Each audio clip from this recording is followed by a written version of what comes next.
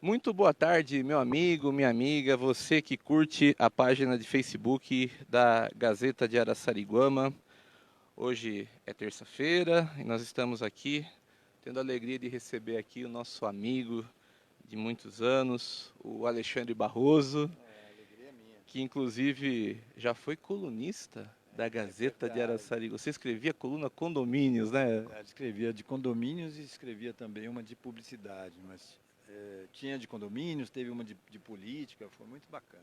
Foi um período muito legal e muito ativo, logo que eu cheguei, acho que a gente está falando aí provavelmente de 2000, 1999. Nessa época, na época a gente se conheceu, inclusive, É, 99, 2000. E o Alexandre, nesses últimos 10, 12 anos, muita coisa mudou na sua vida, né, Alexandre?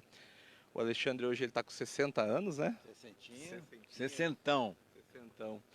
Mas Tá com um hoje. corpinho de 8. Ah, por favor. Hoje é aniversário de 8 anos. Por que, que é aniversário de 8 anos? Porque, na verdade, o Alexandre tem dois aniversários. Tem o aniversário de quando ele saiu da dona Selma, Isso mamãe mesmo, dele, minha mãe querida. e tem o aniversário da nova vida do Alexandre Barroso, que hoje completam-se 8 anos. O Alexandre Barroso, ele é um cara assim vitorioso porque ele tem uma história de vida muito rica. Alexandre, conta pra gente rapidamente o que aconteceu na sua história que mudou sua vida, que te deu uma vida nova. Olha, eu sou publicitário, eu tinha uma agência de publicidade em São Roque, vivia num ritmo de trabalho de publicitário, naquele ritmo que a gente não para pensar muito nas coisas e na saúde e tal. E quando eu percebi, eu tive uma dor crônica de abdominal e procurei um médico aqui local, chama Dr. Sérgio, Dr. Luiz Sérgio. E o gastro aí identificou uma doença chamada hepatite C. E no que ele identificou, ele também identificou que ela já estaria em alto grau e me encaminhou para São Paulo. Eu fui para o Hospital Emílio Ribas, onde tivemos um diagnóstico mais preciso e era uma doença viral, hepatite C. É uma doença meio silenciosa, que ela não dá percepção. E quando a gente chegou num diagnóstico final, eu tinha fibrose, necrose, putrefação do fígado e 3 nódulos de câncer. O diagnóstico era de 7 dias. Eu teria que, em 7 dias, encontrar ou viabilizar um transplante. Coisa que a gente não conhece, não sabe, nunca parou para pensar. E hoje eu faço a campanha Fale sobre doação de órgãos com a sua família, exatamente porque a gente não tem muito essa informação até que aconteça com a nossa família. E no meu caso era um diagnóstico bastante difícil, de 7 dias. Como é que é isso? O médico chega pra você e fala, ó, você tem 7 dias. O que passa pela cabeça? Ai, o mundo. Passa o mundo, não dá mais tempo de nada. Há uma reflexão muito grande em relação a tudo que você fez, a família. Mas eu sou muito positivo sempre. Eu sempre fui o cara que acredita e acredita na vida, acredita no que está fazendo. E se não der certo, levanta, faz de novo. Não tenho para mim é preciso no caminhar levar tombo para poder continuar caminhando. Então, quem não leva tombo enquanto caminha, não aprendeu a caminhar, né? No caso, o médico te deu 7 dias, mas como a gente pode ver, não foram mais de 7 dias. Muito mais. Quanto tempo durou seu tratamento e como é que foi essa caminhada? O diagnóstico, claro que foi com muita delicadeza para me dizer que seriam 7 dias, mas ele disse, olha, nós precisamos encontrar um órgão em uma semana, no mais rápido possível. Então a gente calculou os 7 dias e óbvio que entrou imediatamente com todo tipo de tratamento e todo tipo de intercorrência para prolongar esse período até que achasse um órgão, porque não se compra, não tem como você conseguir um órgão emprestado, pedido, nem alugado e nem vendido. Então, a doação de órgãos é um assunto que precisa ser falado em casa, porque é a família de algum acidentado, alguém com morte cerebral, é que pode fazer a doação. Por isso que a campanha é fale sobre isso, fale sobre doação de órgãos com a sua família sempre. Aliás, fale sobre isso com a sua família, porque é importante que todos saibam. E porque quem faz a doação é a família. Mas enfim, eu não sabia disso e naquele momento Eles me acolheram e eu comecei a passar por hospitais. Fiquei 4 anos internado em hospitais. Fui Emílio Ribas, do Emílio Ribas fui para o CRT, Centro de Referência e Treinamento, que era um hospital que tratava de doenças virais em São Paulo. Tentamos o tratamento, não deu certo, com químicas e remédios, não deu certo. Eu fui encaminhado para o Hospital São Paulo, onde entrei na fila do transplante. E 3 meses depois, um amigo apareceu e me disse, olha, tem uma possibilidade de você ir para o Einstein, e tudo isso pelo SUS. Importante dizer que SUS funciona, e o transplante é feito só por SUS, e eu fui custeado, depois desse período que descobri o Einstein, pelo SUS. Então, fiquei 4 anos internado no hospital e eles foram, graças a Deus, haviam recursos médicos e a ciência hoje é muito desenvolvida e conseguiu, entre 2008 e 2012, me manter vivo. Em 2010, os 7 dias levaram 2 anos. Em 2010 eu fiz o primeiro transplante, uma espécie de tampão. A gente tirou aquele fígado que tinha câncer e colocou um outro fígado emergencial, na expectativa que desse certo, mas acabou que a ligação entre o fígado e o rim não deu certo. E aí eu fui para hemodiálise, fiquei 1 ano e meio em hemodiálise e perdi os rins. Então eu tinha agora um novo fígado, e esse fígado deixou de funcionar e também perdi os rins. Entrei na fila, então, fui de novo listado para a fila, agora precisando de 2 órgãos, um fígado e um rim, que ocorreu em 2012. E você ficou muito debilitado. A gente se encontrava na rua aqui, às vezes, e você muito magro, assim. Depois a gente vai colocar fotos no Facebook para tem algumas fotos, inclusive, do livro que o Alexandre escreveu, muito impressionantes. E o Alexandre já está bonitão aqui, tá com corpinho de 18, né? Mas ele realmente ele ficou muito magro, praticamente pele e osso, né? A gente chamava de couro e osso. Couro e osso, isso. E no caso, você ficou muito debilitado. Nesse período, como é que foi para você onde você encontrou força, resiliência para não esmorecer, não desistir e continuar a sua trajetória? Olha, houve um processo, e isso deve acontecer com as pessoas que encontram resiliência mesmo, e é preciso que aconteça. Então, houve um processo todo longo que começou com pena. Então, eu mesmo tinha pena de mim. E enquanto eu tive pena, enquanto eu tive um olhar negativo para aquilo, que de certa forma a gente tem, então, eu vou ter que tomar injeção, eu vou ter que tomar remédio, eu vou ter que tomar química. E as pessoas começam, eu vou ter que ir para o hospital. Tudo é ai não. E enquanto houve a negação, não funcionou. É incrível, porque hoje eu entendo e percebo que tem que ter um olhar de alegria, tem que ter um olhar quântico. A medicina quântica explica isso. Então, enquanto você tiver um olhar negativo para as coisas, não se desenrola. É incrível, mas pensamento muda, modifica, até fisicamente as coisas. Então, e assim foi. Durante um período, primeiros 2 anos, eu pensei negativamente. Acho que não vai dar, vai morrer e tal. Até que uma hora eu percebi que não tinha para onde ir. Ou eu resistia ou eu resistia. Eu tinha 35 quilos, cheguei a ter 35. O meu peso ideal é 78, eu hoje tenho 80. Mas, de repente, entrou realmente uma nova concepção, um novo pensamento, um novo olhar para a própria doença, que deixou de ser de pena e passou a ser de resiliência. Passou a ser eu vou conseguir.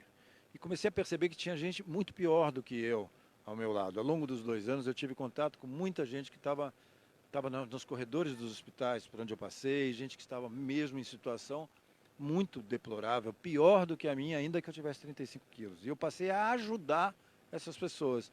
E esse é o grande segredo. Quando você tem o que doar, você recebe de volta. Então, é uma mágica que eu acho que é aí que tem uma compreensão de Deus e de milagre, porque é dando, é com amor, é quando você pode doar alguma coisa que você acaba recebendo até mais. E isso fez a diferença. Quando o olhar entrou para um olhar de doação, de amor e de querer, eu passei a ser mais feliz, brincar com todo mundo, ajudar todo mundo. E quanto mais eu ajudava, mais eu recebia e mais bênção eu vinha recebendo. E deu certo. Em 2012, eu recebi uma doação de uma menina, de 2 órgãos, o fígado e o rim, e foi feito então, exatamente no dia de hoje, no dia 16 de abril de 2012, eu recebi essa doação de uma família que foi sensível ao meu caso, e eu sou muito grato a essas pessoas, ao hospital, ao sistema, porque há que agradecer a todo mundo mesmo. E isso tudo eu vivi em São Roque. Você disse aí, você me via na rua. Realmente as pessoas de São Roque que me conhecem, e até as que não me conhecem, mas me viram, eu não conseguia atravessar, para você que conhece São Roque, eu não conseguia atravessar da padaria lá no centro, na frente da igreja, e ir até o Banco Itaú. Eu não conseguia fazer isso. Eu usava bengala, teve uma época que eu usava bengala e cadeira de rodas, e sequer eu conseguia andar. Bom, aquela rampa de acesso do Banco Itaú, que tem 2 degraus. Os 2 degraus eu não conseguia subir, de fraqueza. Então eu usava a rampa. Mas mesmo naquela pequena rampa, eu precisava de alguém que pudesse me empurrar para eu chegar até o banco nas oportunidades que estive. Essa experiência do Alexandre Barroso, de 4 anos assim, de tratamento em busca do órgão salvador que daria para ele a condição novamente de uma saúde melhor, está descrito nesse livro aqui, A Última Vez que Eu Morri, A Última Vez que Morri, uma história real sobre vida, morte e renascimento. É um livro muito bonito, tem passagens, até dobrei algumas passagens aqui, um livro muito impressionante. Vale a pena você ler, é um livro riquíssimo, tem 190 páginas o livro, fantástico, maravilhoso, e que ele fala passo a passo dessa trajetória aqui que ele está descrevendo resumidamente na nossa entrevista. Ele vai falando passo a passo e tem 2 capítulos assim que posso dizer que é o ponto alto do livro, que é a última vez que morri, é quando você achou que você tinha morrido. Você entrou num coma e achou que estava morto, mas depois descobriu que você estava vivo. É muito Conta pra gente. mesmo. Isso foi engraçado, porque... Bom, para resumir a mudança de tudo, eu queria dizer só que, gente, alegria cura. Amor e alegria curam. Então, toda vez que você tiver em dificuldade, encontre em alguma razão, em algum lugar, amor. E procure rir da situação, porque a alegria cura. Fale com o paciente, converse com o seu ente querido, porque essa foi a minha situação no coma. Eu entrei em coma. Bom, eu fiz 11 cirurgias, 3 transplantes e tive intercorrências de coma, que na verdade eram encefalopatias, é um coma cerebral, 21 vezes. E num deles, que foi o coma de 3 dias, na hora que eu entrei no hospital, para você ter uma ideia, quando eu cheguei no hospital já desfalecendo, eles me puseram numa maca e aí começou a correr e eu apaguei. No que eu ia apagando, eles na maca, os médicos diziam entre eles, corre, corre, corre que ele está morrendo. E eu perdi realmente a consciência. Quando eu voltei a ter consciência algum tempo depois, não sei quanto tempo depois, eu estava deitado, tudo escuro, apagado, e eu percebia que eu estava deitado, e aí eu ouvia tudo, percebia odor, tato, audição, mas entendia que eu tinha morrido. Então, na minha compreensão, eles deveriam estar preparando aquele corpo para o necrotério. E eu passei a raciocinar como morto. Isso acaba que hoje é uma graça isso, porque realmente eu pensava em o que será, como é que vão ser recebidos os meus amigos. Ai, meu Deus, não me deram banho. Não me deram banho até agora, como é que eu vou ser enterrado sem banho? E isso começou a me preocupar em relação aos amigos, de fato. Eu queria que os amigos estivessem mais felizes do que infelizes nessa situação. E comecei a pensar comigo, puxa, não me preparei para isso. Acho que ninguém se prepara. Hoje eu já estou mais preparado, mas esse é um momento difícil. E passaram-se 3 dias sem que ninguém tivesse falado comigo. E eu percebia e ouvia tudo. As pessoas entravam nessa UTI, falavam a meu respeito. Eu sei tudo que vão falar de mim depois que eu morrer. Essa é a vantagem, porque tinha os amigos, tinha a família, e cada um chegava e dizia uma coisa, não, mas ele era isso, aí o outro, não, mas ele era aquilo. Então, a gente tem uma percepção completamente diferente de vida depois disso, e das pessoas.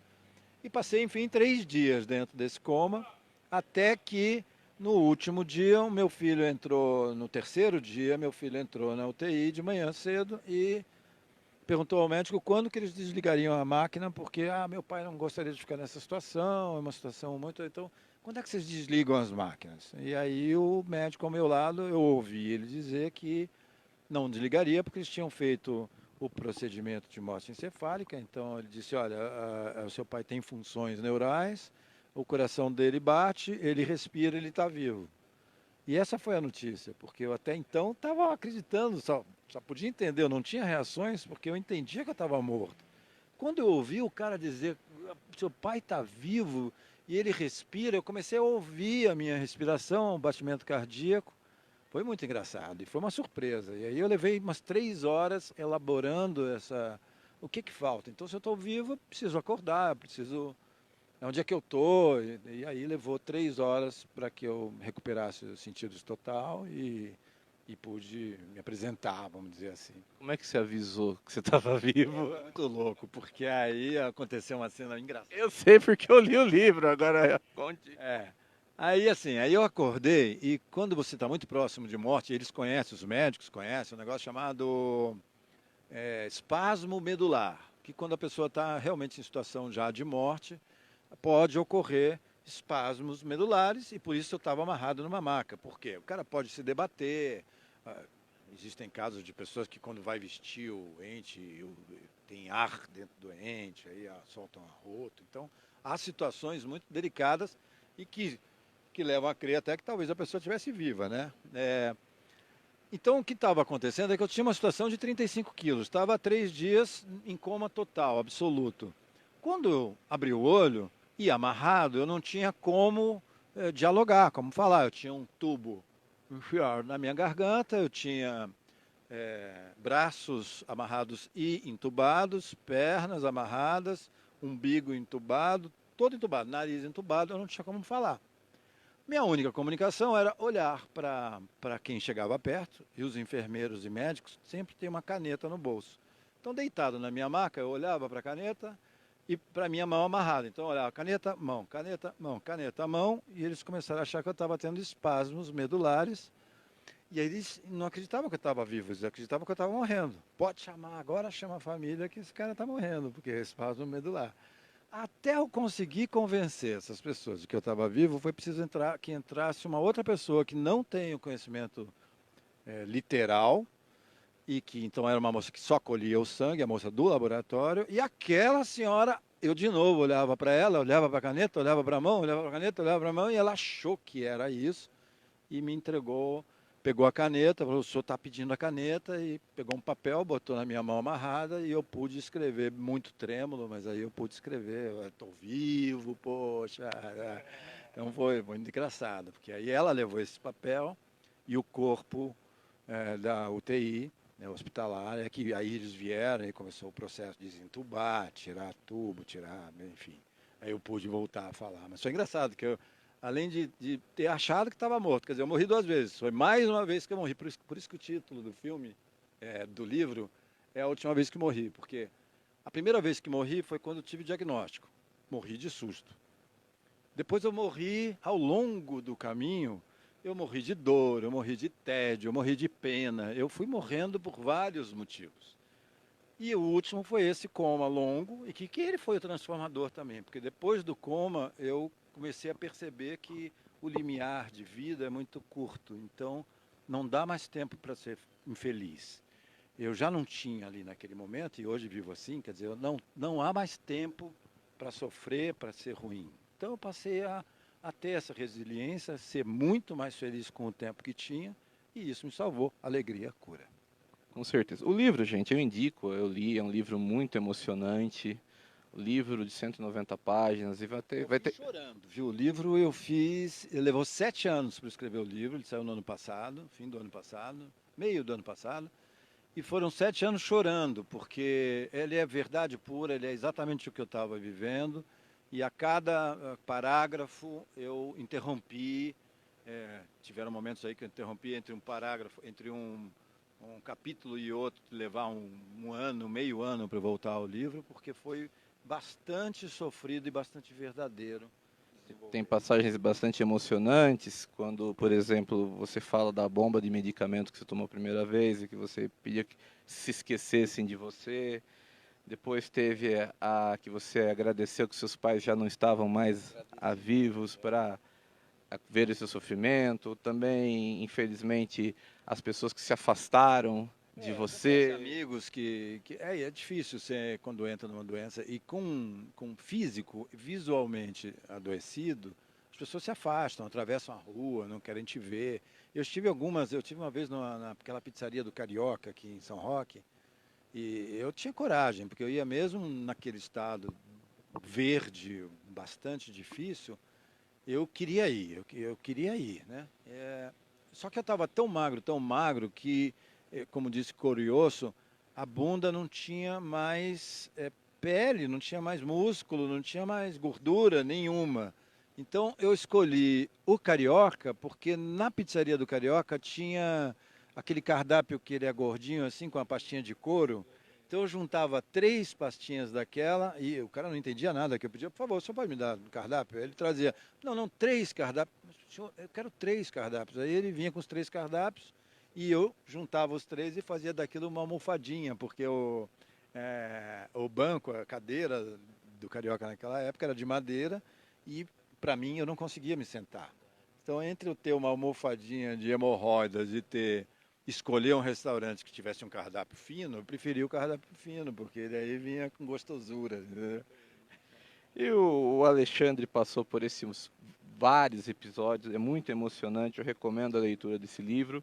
Hoje fazem 8 anos que você foi transplantado. Como é que é a vida após o transplante? Olha, é muito grato, é até incrível, porque depois dos transplantes e depois de ter superado, eu acho que porque mudou toda uma concepção mesmo, há um novo tempo, inclusive há um livro que é novo, agora eu estou escrevendo de novo, que chama-se O Despertar, uma nova consciência depois dos transplantes. Porque aí você reavalia tudo. Eu tinha uma agência de publicidade há 10 anos. Eu tinha trabalhado ao longo de 35 anos com agências de publicidade. Então estava dentro do mercado, trabalhando ininterruptamente. Quando eu saí do hospital, que os caras disseram, pode voltar para a sua vida, eram 4 anos depois. E aí eram 4 anos de novos pensamentos. E aí eu comecei a raciocinar, inclusive eu chorei muito nesse dia, porque eu dizia, que vida? Como é que eu vou voltar para a vida? Qual vida que não tem mais? Né? Então foi preciso reconstruir, renascer de fato, em todos os sentidos, e a partir disso criar uma nova compreensão de vida. Essa nova compreensão de vida é alimentar-se melhor, continua sendo a mesma coisa dos 7 dias. Não há mais tempo a perder. Então, eu não vou perder tempo comendo mal, não vou perder tempo fazendo coisas ruins, trabalhando alucinadamente. Então, não há que se fazer isso, porque não era bom, não devia ser para ninguém. A gente está dentro de a gente está dentro de uma bola e de um sistema, e aqui não é nenhuma apologia contrária, mas sinceramente a humanidade está doente. E a gente está dentro de um sistema industrial que inventaram e que disseram para a gente que a gente tem que fazer. Então você tem que ir para dentro do banco, você tem que fazer contas, você tem que abrir empresa, você tem que pagar contador, você tem que para trabalhar feito um louco para ganhar alguma coisa, e na maior parte das vezes a gente só perde. Aí você entra num sistema enlouquecedor e não dá tempo de viver. Quem de nós viveu de fato a infância dos nossos filhos? Eu pouco tinha vivido a infância dos meus filhos até aquele momento. Dentro do coma, uma das grandes preocupações de morto era o quanto eu talvez não tivesse falado de amor para os meus filhos. Isso é muito preocupante. Foi uma das grandes agonias, vamos dizer assim, dentro do coma. Puxa vida, não tive tempo de falar de amor com os meus filhos, de viver amor com meu filho. Então, esse novo período de agora eu estou trabalhando com cultura orgânica, né? Uma horta orgânica, um plantio orgânico. A gente abriu um sítio de permacultura. Permacultura, traduza. Permacultura. Permacultura é você fazer um plantio consorciado, e não é aquele plantio de antigamente que era uma unidade só de alfaces. Hoje a gente faz uma permacultura. Tudo tem que ser concebido sem química, com mistura para beneficiar o solo. Então, quando você faz consorciado, tudo está se renascendo cada vez que você planta. Em vez de você só retirar da terra, você alimenta a terra para que ela te produza e que você devolva para ela toda a propriedade que ela precisa. Então, enfim, é um plantio com cultura, é um alimento com uma cultura de sobrevivência, alimento que possa te alimentar com função. O que serve para o meu corpo? O que é bom para o meu corpo? Em vez de eu tomar remédio, eu me alimento com as propriedades que cada remédio poderia ter. Então hoje eu vivo muito melhor mesmo. Eu tenho um novo encontro, eu tenho um novo casamento, eu tenho uma nova vida, e viajo pelo Brasil inteiro como gratidão para fazer palestras de conscientização da doação de órgãos. Fiz uma parceria com as empresas aéreas, gratíssima companhia que eu consegui receber, que na verdade eu fui às empresas, a ABAR, Associação Brasileira de Empresas Aéreas, e contei para eles, no meu caso, que eu queria ir nos outros estados, que eu sou muito solicitado para outros estados, pelas centrais estaduais de transplante, pelo Ministério da Saúde e secretarias de saúde de cada cidade, de cada estado, me consultam e me chamam, você pode vir fazer uma conversa, fazer uma palestra e tal, e eu fazia muito São Paulo, local, e aí foi crescendo, chegou uma hora eu fui lá e pedi nas companhias aéreas, olha, preciso de um apoio, de alguma forma, de eu poder ir mais do que o estado de São Paulo, e montamos então uma parceria que chama-se Jornada Asas do Bem, com Avianca, Azul, Gol e Latam, e agora também a Passaredo. Então eu vou para qualquer lugar do Brasil para levar a palestra, desde que alguma secretaria, alguma entidade me convide, que queira ouvir essa história, e a história é completa hoje, que eu falo do papel das empresas aéreas no transporte de órgãos, porque, não sei se você sabe, mas é interessantíssimo isso, os órgãos são perecíveis, então quando há uma doação, às vezes tem uma doação de um coração ou de um fígado em São Paulo e não tem ninguém compatível para aquele fígado, se esse fígado não estiver no corpo do outro em 4 horas, perde o fígado. Então precisava haver um sistema que conseguisse, então, não tem ninguém receptor, como a gente chama, né? Compatível para aquele órgão, precisa esse órgão ir para um outro estado. Pode ir para Belo Horizonte, pode ir para o Rio, pode ir para, enfim, a 4 horas daqui. E isso em todos os lugares. Se o órgão estiver em Recife, ele vai ser relocado para Fortaleza, para o Piauí, e assim fica pelo Nordeste. E a única maneira disso ser eficaz é de avião. Então as companhias aéreas fazem esse trabalho, porque é um trabalho muito bonito que a gente às vezes para para pensar, e como é que faz essas coisas. Então é preciso que o setor privado, que as pessoas se disponham a ser colaborativos para salvar vidas. Tem hoje 35 mil pessoas na fila. Então já é difícil conseguir uma doação. O meu trabalho é o de sensibilizar para a doação de órgãos, que fale sobre isso na sua casa, conversa aí na sua casa. Isso que é importante, porque não é peça de carro que você põe qualquer uma, tem que ser compatível. O que você fala hoje? Eu quero ser doador, mas basta eu querer ser e não falar para ninguém? Não, exatamente. Não, já teve uma época que as pessoas pensavam que tinha que escrever na carteira de identidade. Isso não funcionou, porque foi mais negativo do que positivo. As pessoas começaram a achar que, não, então uma vez que eu sou... não, e que eu estou dizendo que eu sou doador, então qualquer acidente... Orando para morrer. Qualquer acidente vão tirar meu corpo, minha perna. Então é uma maluquice, não é nada disso. Então isso foi um momento que acabou trabalhando o contrário à doação e houve maior número de rejeição à doação. Deixou de existir isso e hoje a única forma de você ser doador é a sua família estar ciente. Então só precisa falar com a sua família, porque a abordagem vai ser feita no momento caso você esteja em morte cerebral. Então estamos falando de morte cerebral.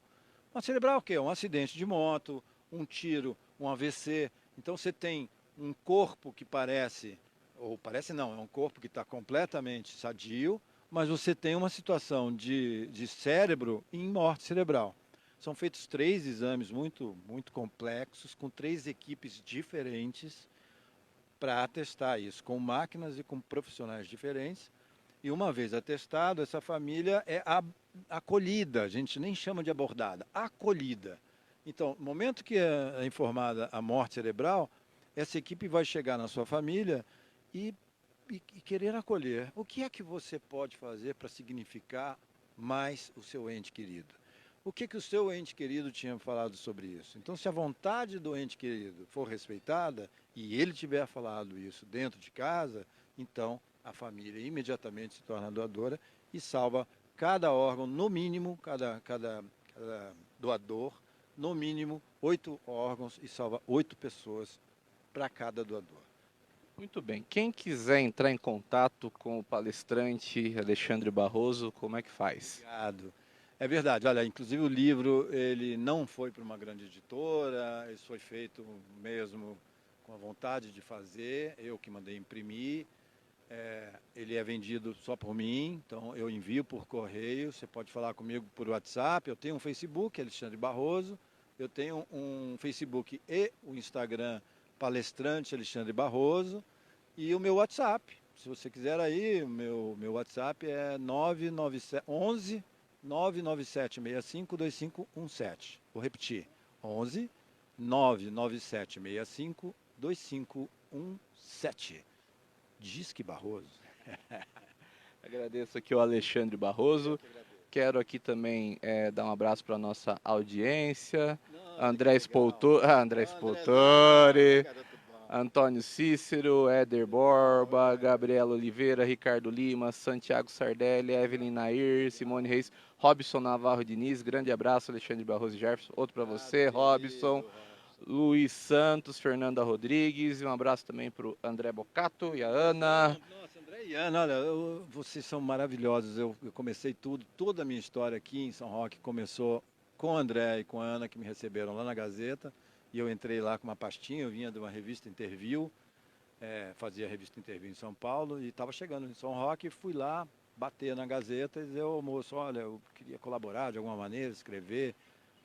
Acabaram não só me adotando como parceiro, como colaborador do jornal, mas como amigo, como querido. Vocês são muito importantes para mim, o Elcio, você, que há muito tempo está comigo. Eu realmente agradeço a São Roque, agradeço a todos vocês, agradeço muito a Gazeta por tudo, e estou adorando esse trabalho novo que vocês estão fazendo, viu? Parabéns, parabéns para você, parabéns para o André, para a Ana, para todos. Obrigado.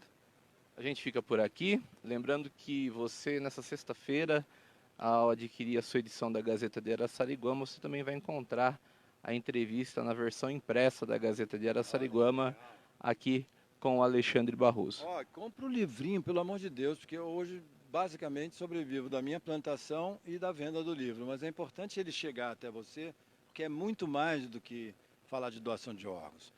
Essa leitura desse livro é falar de vida, falar de sobrevivência, falar de um novo tempo que é preciso a gente olhar para ele. Muito obrigado, fique com Deus e até a próxima transmissão da página de Facebook da Gazeta de Araçariguama. Um abraço.